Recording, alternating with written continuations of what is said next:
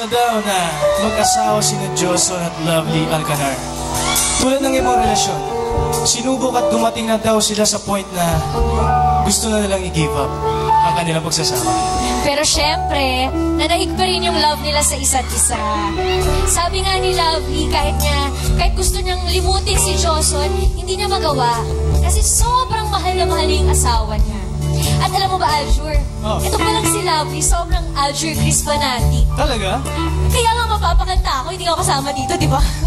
Saka si Lovely, wala siya ngayon kasi may sakit daw siya. Pero sana Lovely at Joson, magustuhan niya tong kanta namin.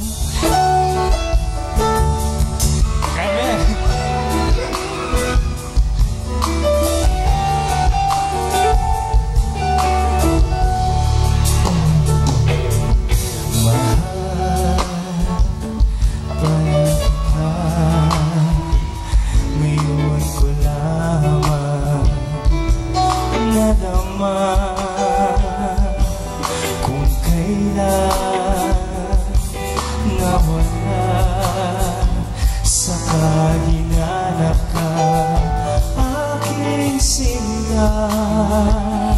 Ganyan pala ang umiibig, lagi ka na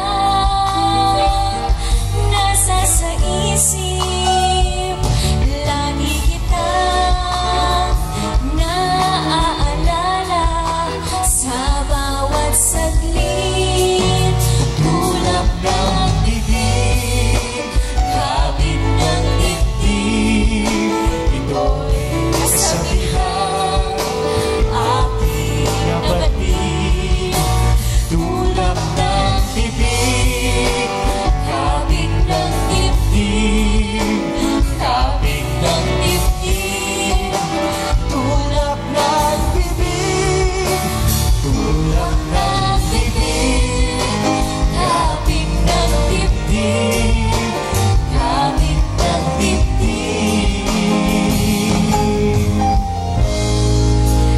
Tulap ng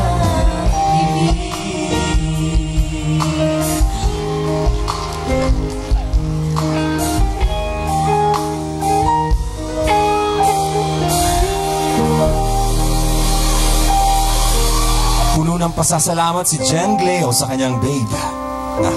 Dahil sa lahat ng trials na kanyang pinagdaanan, lagi daw nasa tabi niya ang kanyang babe. At kahit kailan ay hindi siya nito iniwan at pinabayaan.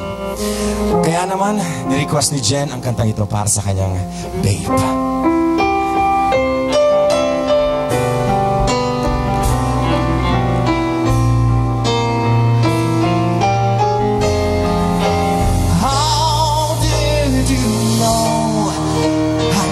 Someone like you in my life, that there was an empty space in my heart.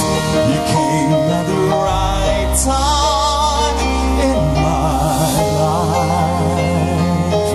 Oh, I'll never forget how you brought the sun to shine in my life, and took all the worries and fears that I have.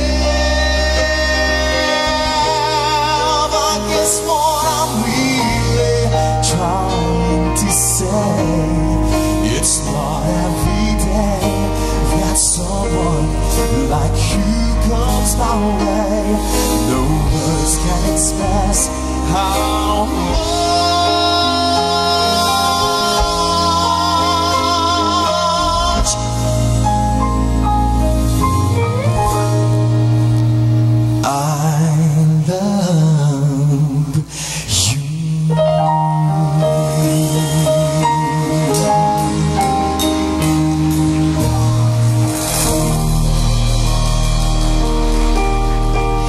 Patuloy lang po kayong mag-request sa aming official Facebook page.